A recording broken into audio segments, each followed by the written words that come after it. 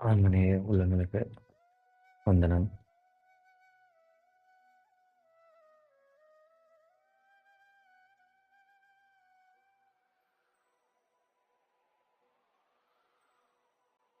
நம்ம சென்ற வாரம் பிரம்மாண்ட பகிரண்ட வியாபக சந்திர சூரிய கிரகண பரிஷ லக்ஷண விவரம் அப்படின்ற தலைப்பை நம்ம பார்த்துருந்தோம். அதை கேட்காதவங்களுக்கு இந்த பகுதி கொஞ்சம் வரப்போகிற பகுதி விளங்குறது கொஞ்சம் கஷ்டமா இருக்கும். இந்த பகுதியில் அது ஜீவகாருண்ய ஒழுக்கத்தின் சாராம்சம். நீங்கள் கொஞ்சம் அதை அப்படி பார்க்கணும். அதாவது அதிகாலையில் எழுந்து 3 மணிலேருந்து அந்த 6 மணி வரைக்கும் நான் என்ன செய்யணும் அப்படின்னு கேட்குறவங்க, நான் ஜீவகாருண்ய ஒழுக்கத்துக்கு வந்துட்டேன். நான் என்ன செய்யணும்? என்ன செய்யணும்? அப்படின்னு கேட்குறவங்க, அதேபோல ஜீவகாருண்ய ஒழுக்கம் தான் நானு அப்படின்னு சொல்லி எதையோ செஞ்சுட்டு இருக்கவங்க, எது ஜீவகாருண்ய ஒழுக்கம் அப்படின்றத ரொம்ப தெளிவு பெறதுக்கும், ஜீவகாருண்யம் ஒழுக்கம் என்பது ஒரு செயலா? இல்லை. ஒழுக்கம் என்பது ஒரு செயலாக இருக்க முடியாது. ஒரு செயல் செய்யும்பொழுது அதிலே நாம் ஒழுக்கத்தை இருக்கிறதா என்று சரிபார்த்துக் கொள்ளலாமே ஒழிய, ஒழுக்கமே ஒரு செயலாக ஆகிவிட முடியாது. அப்பொழுது அப்படிப்பட்ட நம்ம செயலாக எதையாவது செஞ்சு, அது ஜீவகாருண்ய ஒழுக்கம் இதுதான் அப்படின்னு நம்ம சுருக்கி ஒரு இடத்துல நம்ம வைக்கணும்னு முற்பட்டா, அதிகாலை 3 மணிலேருந்து 6 மணி வரைக்கும் என்ன செயல் செய்வீங்க? அப்படின்றது ஒரு $1,000,000. அந்த $1,000,000 கொஸ்டினுக்கு ஆன்சர் தான் வந்து இந்த இந்த 33வது தலைப்பு 1932 புத்தகத்துல பிரம்மாண்ட பகிரண்ட வியாபக சந்திர சூரிய கிரகண பரிச லக்ஷண விவரம் அப்படின்றது. இந்த இதுல இதனோட முடிவு என்னவா இருந்தது அப்படின்னா,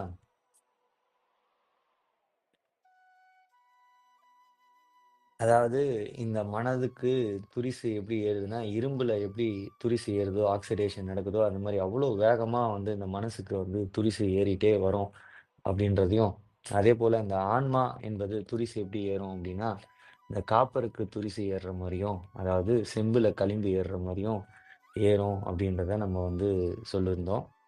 அந்த பகுதியில பார்த்திருந்தோம்.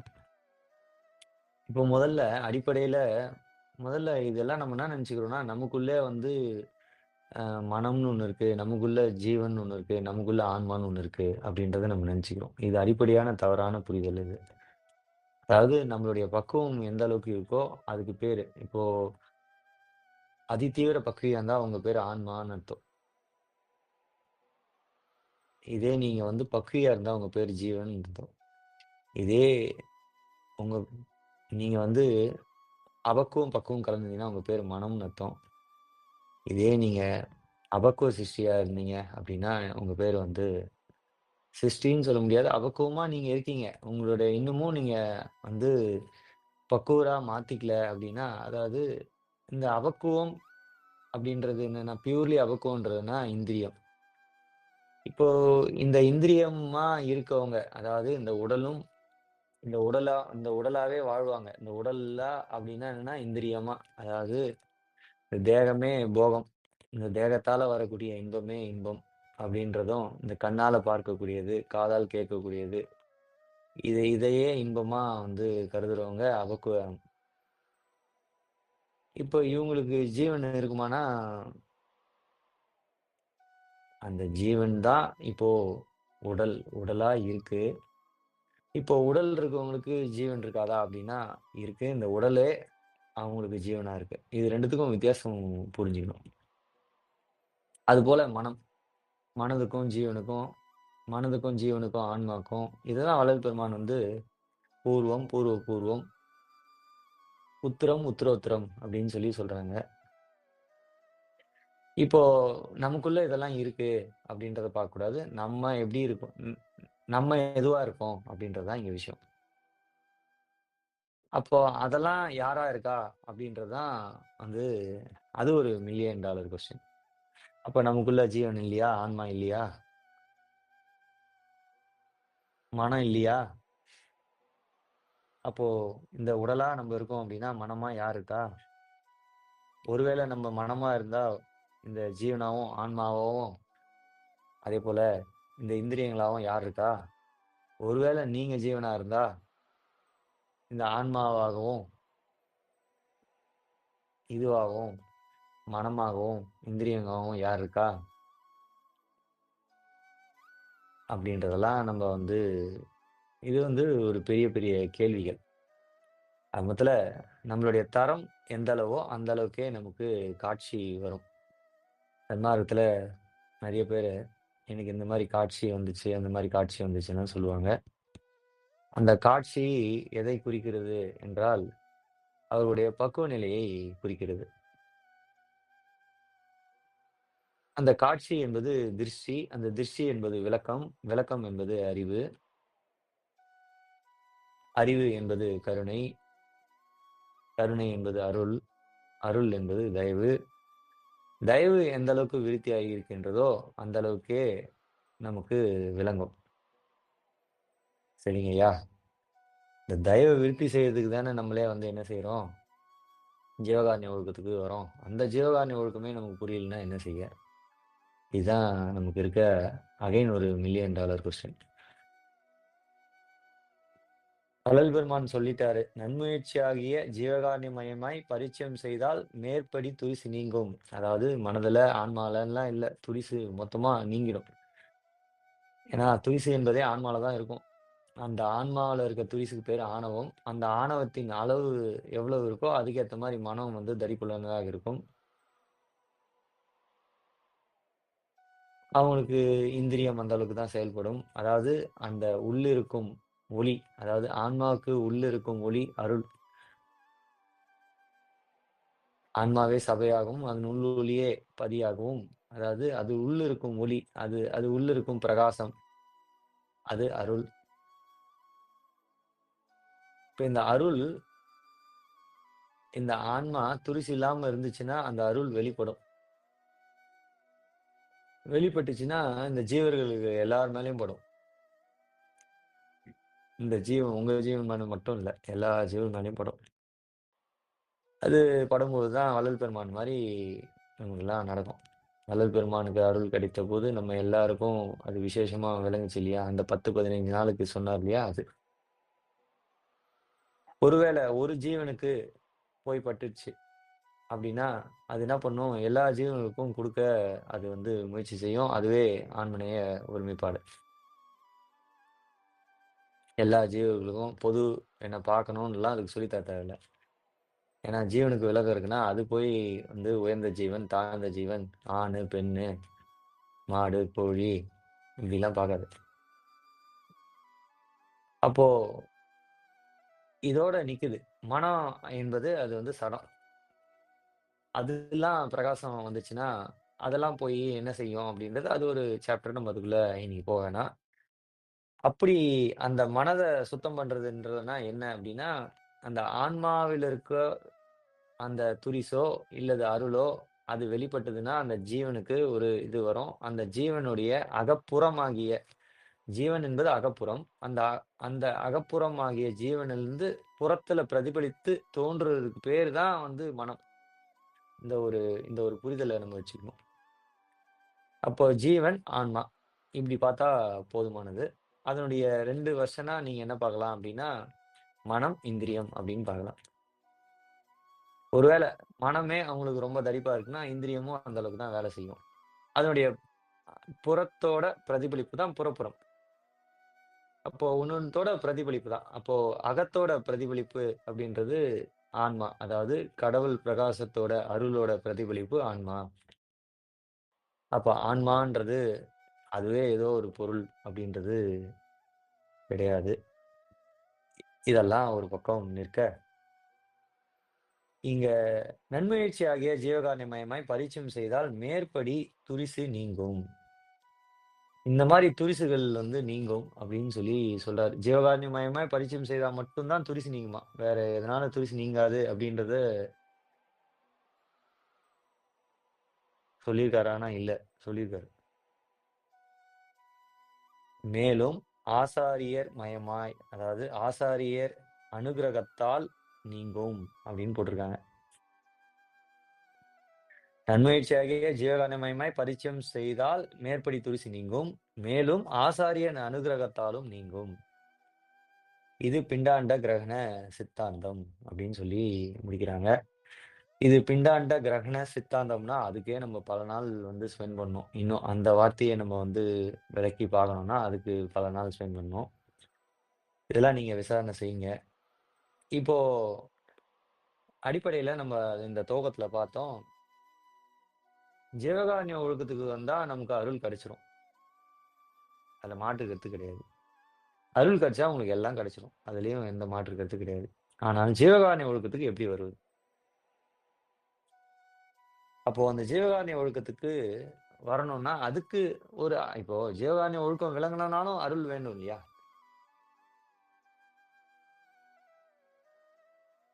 அப்போ அதுக்கு நம்ம என்ன செய்யறது? அதுக்கு ஒரு சிறு அறிவு விளக்கம் வேணும் இல்லையா? ஜீவகாருண்ய ஒழுக்கம் விளங்குறதுக்கே ஒரு அறிவு விளக்கம் வேணும் இல்லையா? அது மட்டும் இல்ல,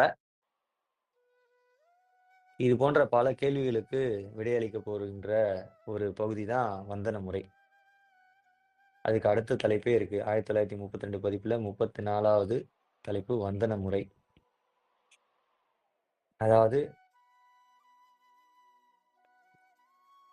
ஆசாரியனுக்கும் சிஷ்யன் வந்தனம் செய்வதற்கும், பெரியவர்களுக்கு சிறியவர்கள் வந்தனம் செய்வதற்கும், எல்லோருக்கும் ஞானிகள், யோகிகள், சாந்தர்கள் வந்தனம் செய்வதற்கும் காரணமும் அதன் பிரயோசனமும் யாதெனில், இது ஏதோ வந்து வந்தனம்னா வணக்கம் சொல்றது அப்படின்னு நினைச்சுக்க கூடாது. இல்ல வந்து நம்ம ஏதோ வந்து கையெடுத்து கும்பிடுறதுன்னு நினைச்சுக்க கூடாது. ஆ, வந்தனம் என்பது அவர்கள் சொல் பேச்சு கேட்டு முழுவதும்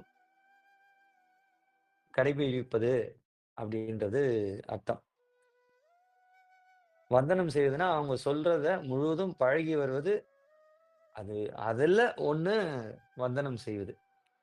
வந்தனம் செய்வதுன்னா, நமக்கு புரியிற மாரி வணக்கம் சொல்றதுன்னு அர்த்தம். இப்போ இதுல 3 சப்ஜெக்ட் சொல்றாரு. ஆசாரியனுக்கு சிஷ்யன் வந்தனம் செய்வதற்கு. அதாவது ஒரு ஆசாரியன் இருக்காரு. அவருக்கு சிஷ்யன் இருப்பாங்க இல்லையா? அப்போ இங்க குருன்ற ஒரு வார்த்தைய அவரு பயன்படுத்தல. ஏன்னு கேட்டீங்கன்னா, அருள் தான் நம்மளோட குரு அப்படின்றது நமக்கு தெளிவா வள்ளல் பெருமான் சொல்லிட்டாங்க.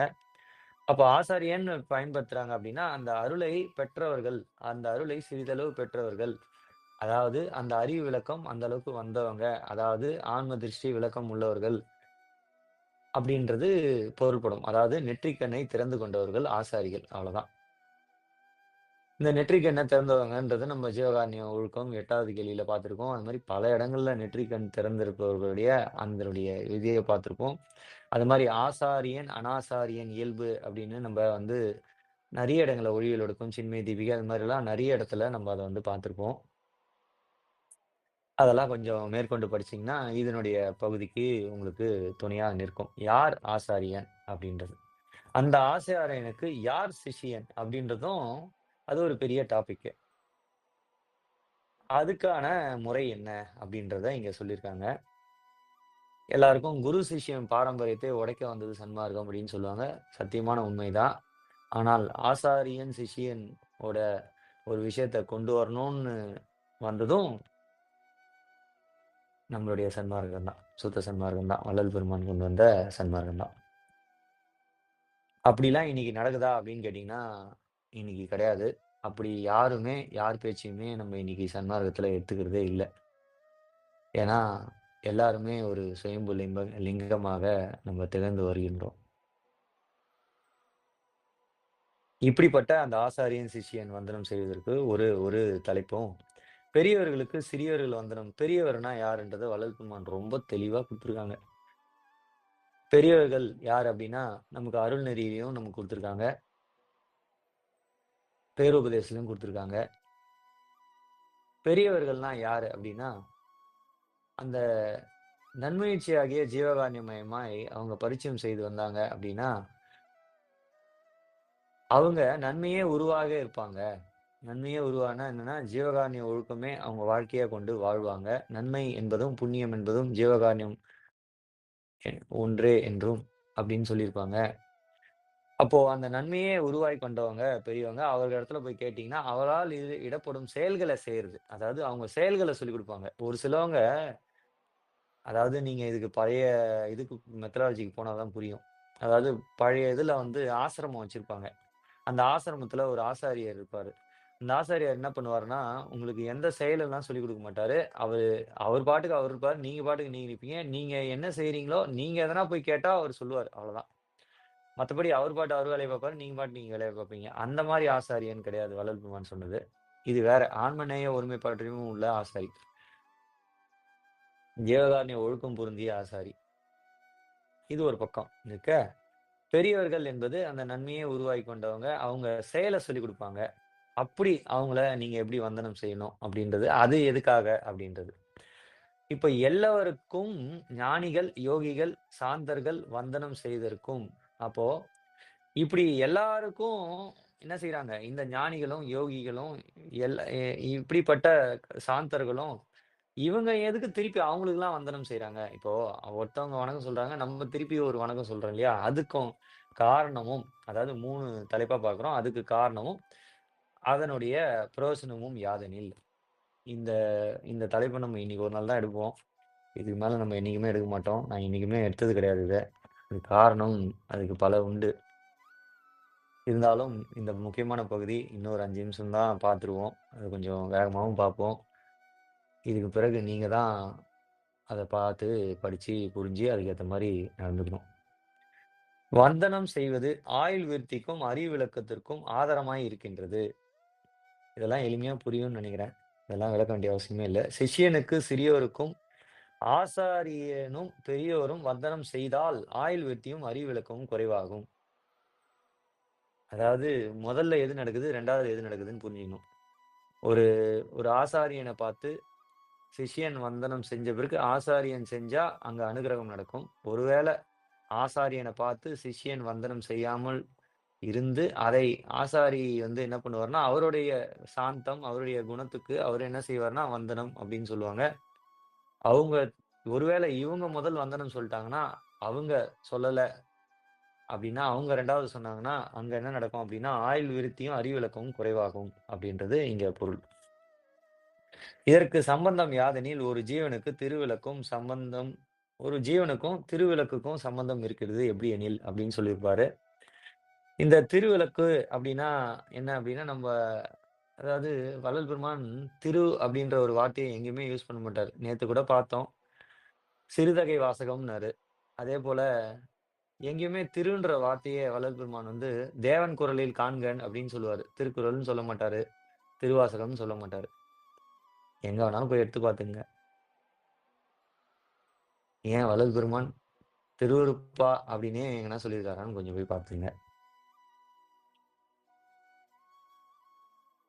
ஏன்னா, வள்ளல் பெருமான் திருச்சிற்றம்பலம் அப்படின்ற ஒரு விஷயத்த எழுதியிருப்பாங்க. இதெல்லாம் நம்ம சாதாரணமா ஏதோ வந்து ஒரு ஆச்சாரமா கடைபிடிச்சுட்டு இருக்கோம். அது அது வேற. அது ஒரு தனி சப்ஜெக்ட். அந்த திருன்றதுக்கு ஒரு ஒரு விஷயம் இருக்கணுன்றதுக்காக நான் சொல்றேன்.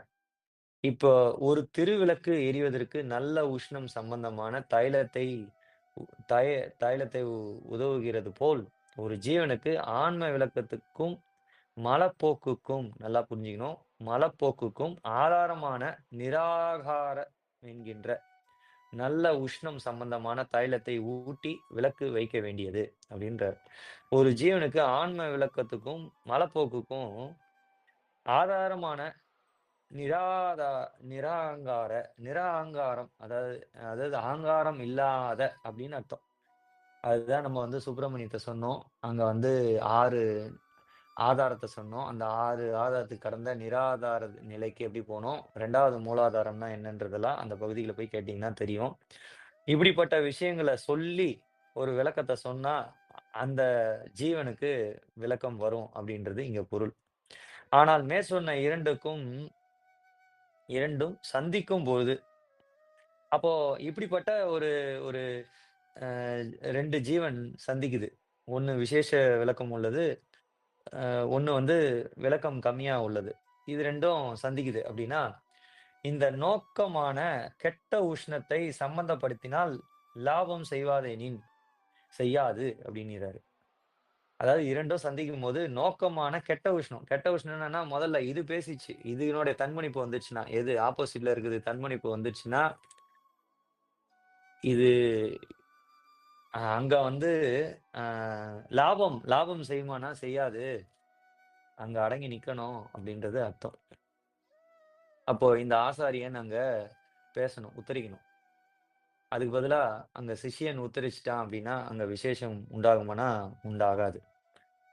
அதனால இந்த மாரி ஆசாரியரிடத்தில் நம்ம உத்தரிக்கும் பொழுது, நம்ம உத்தரிக்கிறோமா? இல்ல பூர்வ புருவத்துல இருக்குமா? இல்ல பூர்வத்திலருந்து பேசுறோமா? அப்படின்றத புரிஞ்சு பேசணும்.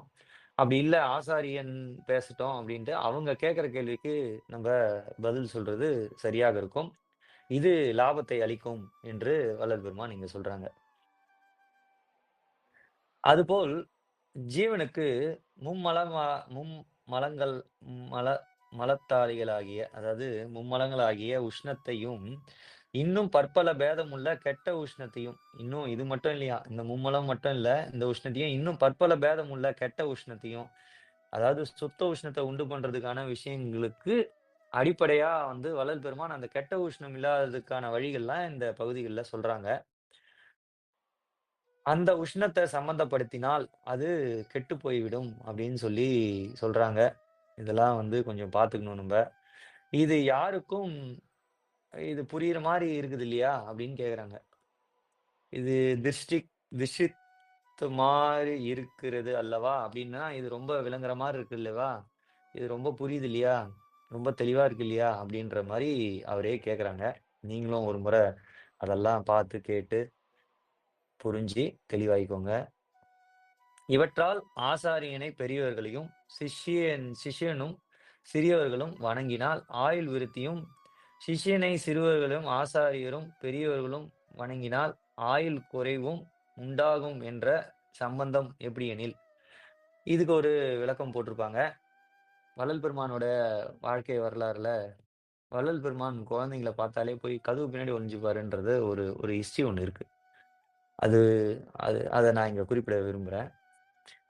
அ திருவிளக்கு எரிய சாதாரணமான காலத்தில் அதம பட்சத்துக்குரிய கொட்டை எண்ணெய், இலுப்பை எண்ணெய் முதலியவற்றால் விளக்கு வைக்கின்றதும், கொஞ்சம் விசேஷ காலத்தில் நல்லெண்ணெயால் விளக்கு வைக்கின்றதும், கடவுள் சந்நிதானத்திலும் ஞானாசாரியர் சந்நிதானத்திலும் பசுவின் அங்க பாருங்க ஞானாசாரியன் சந்நிதானத்தில் பசுவின் நெய்யிட்டு விசேஷ விளக்கத்தை இங்க வந்து சத்திய ஞானாச்சாரியார் கிடையாது அவரு. அவரு சாதா ஞானாச்சாரியார். அவங்க வந்து பசுவின் நெய் விட்டு விசேஷ விளக்கத்தை உடைய விளக்கு வைக்கின்றதும் போல்னா, அந்த மாரி ஒரு அந்த அதாவது என்ன சொல்றதுன்னா, பிரமாணம் தான் குடுக்குறாங்களே தவிர்த்து, இங்க வந்து அத அந்த உண்மை கிடையாது. பிரமாணம் குடுத்து நமக்கு புரிய வைக்கிறாங்க. அத நம்ம அகத்துல தான் அத உண்மையா நம்ம எப்படி புரிஞ்சுக்கணுமோ புரிஞ்சுக்கணும்.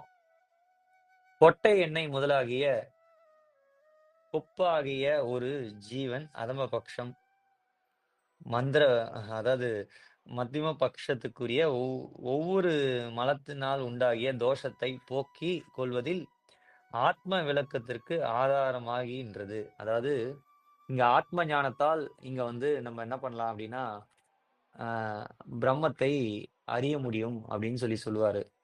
நடந்த வண்ணம் உரைத்தல்ல. அந்த ஆத்ம ஞானத்துக்கான அடிப்படை விஷயம் இதுதான். அதாவது இதெல்லாம் தான் இப்ப நம்ம பேசிட்டு இருக்க விஷயம்லாம் தான் ஆத்ம ஞானம். ஆத்ம ஞானம்னா என்னன்றது அது ஒரு தனி தலைப்பு. அந்த ஆத்ம ஞானத்துக்கு நான் ஒரு பிடிஎஃப் உங்களுக்கு அனுப்பலன்னு நெனைக்கிறேன். ஆக்சுவலா வந்து நம்ம உண்மை ஞானத்துக்கு அனுப்பிச்சிருக்கோம். அதுவே போதுமானது அப்படின்றதுக்காக தான் நம்ப அனுப்பிச்சோம். பட் ஆத்ம ஞானத்துக்கும் ஒரு பிடிஎஃப் இருக்கு. அத நம்ம இப்ப அனுப்புறதுக்கு சம்மதம் இல்ல. நீங்களே ஆத்ம ஞானம்னா என்னன்றத பார்த்து விளக்கிக்கோங்க. விசேஷமாய் அப்படி விளக்கத்திற்கு ஆதாரமாகிறதும் ஏன்னா, அந்த ஆத்ம விளக்கத்திற்கு ஆதாரமா இருக்கிறது என்னன்றது தான் இப்ப நம்ம பேசிட்டு இருக்கோம். ஜீவகாருண்ய ஒழுக்கத்துக்கு ஒருத்தருக்கு வரணும்னா, அதுக்கு என்ன வேணும் அப்படின்றத நம்ம பேசிட்டு இருக்கோம். அது உங்களாலயே வர முடிஞ்சா வந்துக்கோங்க. வரலன்னா, யாருடன் துணையோடு நீங்க ஜீவகாருண்ய ஒழுக்கத்துக்கு வரணுன்றதையும் இந்த பகுதியெல்லாம் படிச்சு பார்த்து, போன பகுதியும், இந்த பகுதியும் படிச்சு பார்த்து இது பண்ணி போன பகுதி 33வது தலைப்பு நீங்களே ஜீவகாருண்ய ஒழுக்கத்துக்கு வந்தது அங்கேயே இருக்குது. அப்படி உங்களால வர முடியலன்னா, இந்த பகுதிய படிச்சு பார்த்து, இது இது மாரி யாருன்னா பார்த்தீங்கன்னா, அவங்க கிட்ட அந்த மாரி நீங்க பெற்றுக்கோங்க. அந்த ஆத்ம ஞானத்த, அந்த ஆத்ம விளக்கத்த பெற்றுக்கொண்டீங்களா, நீங்க ஜீவகாருண்ய ஒழுக்கத்துக்கு மறுபடியும் எங்க போப்போறீங்க? அங்க தான் போப்போறீங்க. உங்களால முடிஞ்சா நீங்களே வந்துக்கோங்க. அப்படி இல்லாத துணை கொண்டு வந்துக்கோங்க. இப்படி விசேஷமா கடவுளாதி ஆசாரியன் சன்னிதானத்தில் வைக்கும் நெய் விளக்குக்கு ஒப்பான மும்மல போக்கான சுத்த நிராகார அந்த நிரா அகங்கார அப்படின்றதுக்கான விஷயம் சுப்பிரமணியத்த இப்ப கேட்காட்டால் ஒழிய அது வந்து உங்களுக்கு புரியறதுக்கு ரொம்ப ரொம்ப கடினமாக இருக்கும். என்கின்ற தைலத்தை ஆன்மாவுக்கு உண்டாக்கி வைப்பதில் ஜீவ விருத்தியும் உண்டாகின்றது. அந்த ஜீவ விருத்தி உண்டாகுறதுக்கு அந்த திருவிளக்கு இந்த மாரி இந்த விஷயங்கள் எல்லாம் சொல்லியிருப்பாங்க. ஆதலால் ஆசாரிய பெரியவர்களையும், சிஷ்யன் சிறியோரையும் வணங்குவதில் நிராகாரம் சந்தி பெறுவதனால் ஜீவனுக்கு ஆயுள் விருத்தி உண்டாகின்றது. அந்த ஆயுள் விருத்தி எப்படி உண்டாகுது? அது மாரி சிஷியனை சிறியவர்கள், ஆசாரியரும் பெரியோர்கள் வணங்குவதில் ஆயுள் குறைவு எப்படி வருதுன்றத அத ஃபுல்லா எக்ஸ்பிளைன் பண்ணியிருப்பாரு. அதுக்கப்புறம் ஆசாரியன், பெரியோர், ஞானி, யோகி இவர்கள் சிறியோரை வணக்கம் செஞ்சா இது என்ன நடக்குது? அப்படின்றதுக்கான விஷயம் எல்லாம் சொல்லியிருப்பாரு. அப்புறம் ஃபைனலா வந்துருவோம். இதெல்லாம் படிச்சு பார்த்தா உங்களுக்கே புரியும். இதுக்கப்புறம் ஆதலால் மல சகிதர்களான ஜீவர்கள் அப்படின்னு சொல்லுவாரு. நம்பலாம். ஆதலால் மல சகிதர்களான ஜீவர்கள் மதிப்புடையவர்கள் ஆதலால் மதிப்புடையவர்கள் ஆதலால் ஆசாரிய சிஷ்ய பாவத்தில் ஆசாரிய சிஷ்ய பாவத்தில் வணங்கலாதி தொழிலால் ஜீவிப்பு இன்மையும் விருத்தியும் உண்டாகின்றன. மகான்கள் கைகூப்புவதில் ஆன்ம விருத்தி குறைவுபடாது. ஜீவர்களின் அறிவு விளங்கும். ஏனெனில் அவர்கள் சங்கல்பம் சுத்தமாதலால் இவர்களை மேலேற்றும்.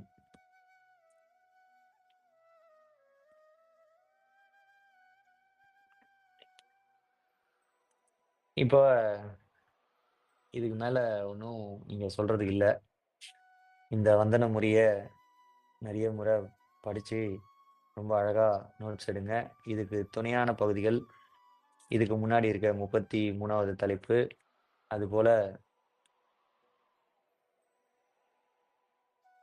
இதுக்கு பெரும் துணையாக நிற்கக்கூடிய சுப்பிரமணியம் என்ற ஒரு பகுதி.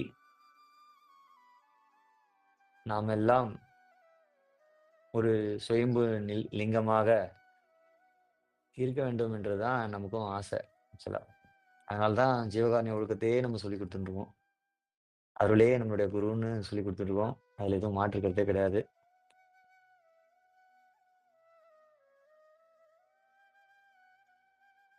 அதனால நீங்க கூடிய சீக்கிரத்துல எவ்வளவுக்கு எவ்வளவு நீங்க ஜீவகாருண்ய ஒழுக்கத்துக்கு வந்து விடுமோ, வந்துவிட்டது என்றால் அது உங்களுக்கு பெரும் பயனளிக்கும்.